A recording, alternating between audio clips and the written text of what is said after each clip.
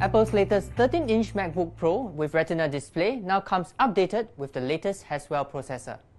Though it looks pretty much similar to the previous model, the new version is actually 1mm thinner and 50 grams lighter at 1.57 kilograms. However, you don't lose any I/O ports. It still has 2 USB, 2 Thunderbolt, HDMI out, and an SD card slot. The 13-inch MacBook Pro ships with the latest version of OS X, 10.9 Mavericks, which has some new features such as improved multi-display support and iCloud keychain so you can sync passwords across devices.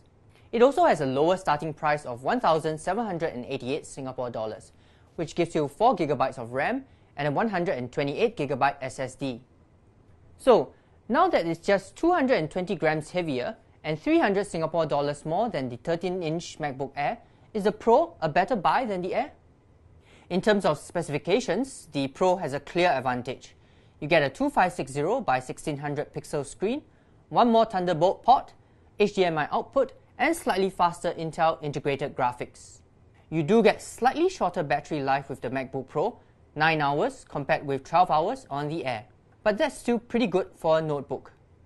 If you ask me, the better specs in the MacBook Pro make it a better buy than the Air, if you can overlook the extra weight and shorter battery life. However, I would recommend getting the step-up model with 8GB RAM and a 256GB SSD, which is still just 300 Singapore dollars more than a MacBook Air with a similar configuration. The Apple 13-inch MacBook Pro with Retina display is available now. You can buy one from your local Apple online store or reseller.